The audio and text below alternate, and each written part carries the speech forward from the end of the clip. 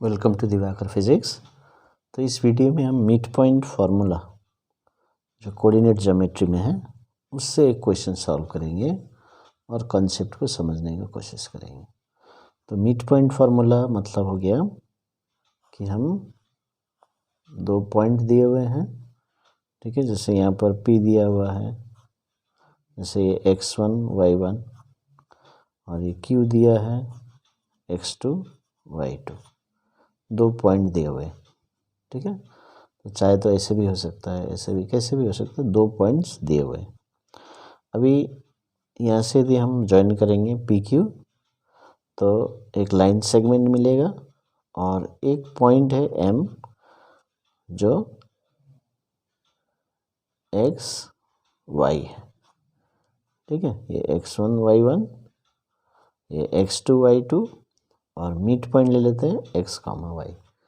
तो हम ये जो पॉइंट दिए हुए हैं एंड्स के, ठीक है, जिसका मिड पॉइंट भी दिया हुआ है, तो हम मिड पॉइंट कैसे निकालते हैं?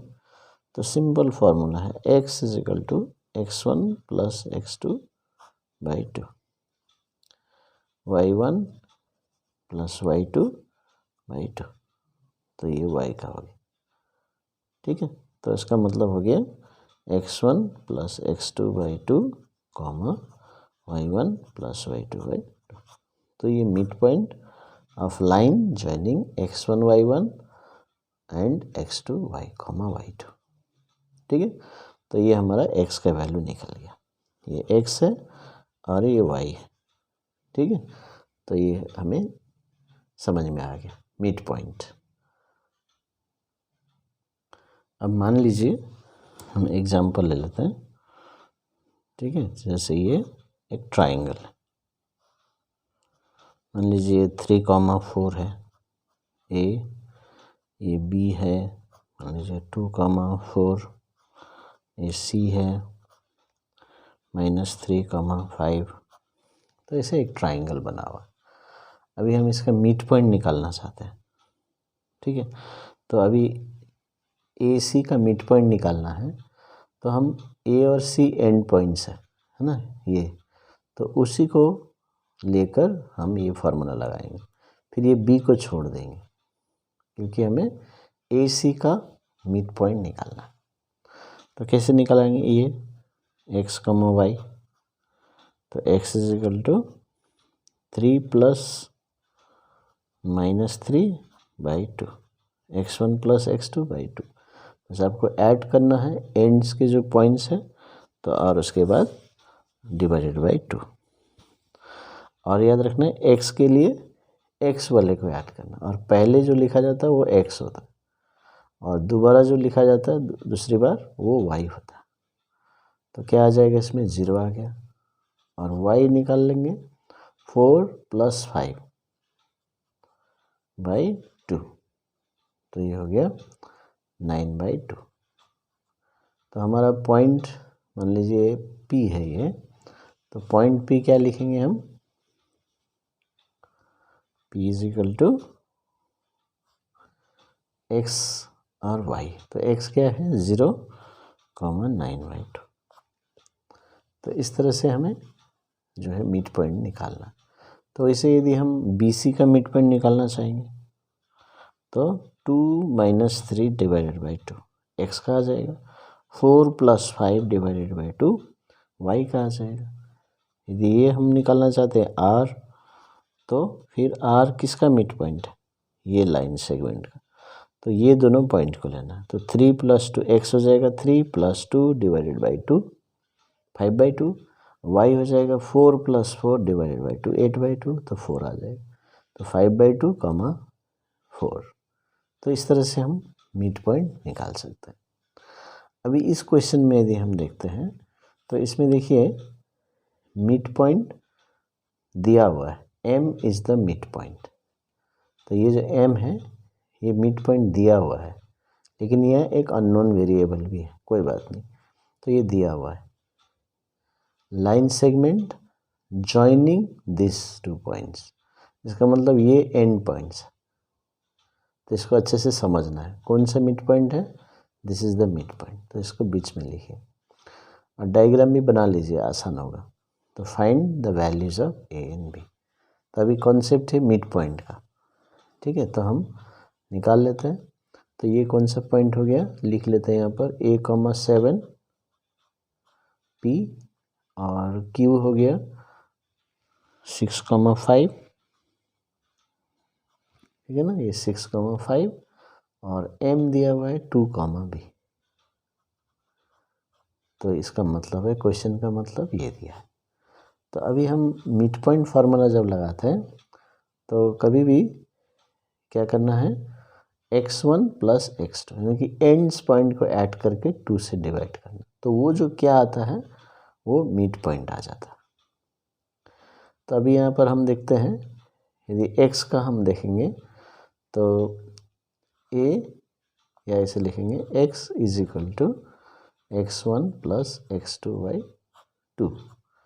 ओके, तो x क्या है, देखिए ये जो x होता है ना, तो ये मिड पॉइंट का वैल्यू होता है। जैसे ये निकाला हमने x इज इक्वल टू, ये मिड पॉइंट का आ गया। अभी देखिए इसमें मिड पॉइंट ऑलरेडी दिया हुआ है 2, तो इसलिए x के बदले में 2 पुट करना।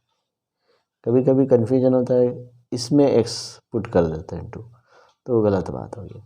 तो अभी क्या होगा, जो x है वो मिड पॉइंट वाला x है, तो इसलिए ये मिड पॉइंट वाला देखिए 2 दिया हुआ है, तो अब यहाँ 2 पुट कीजिए।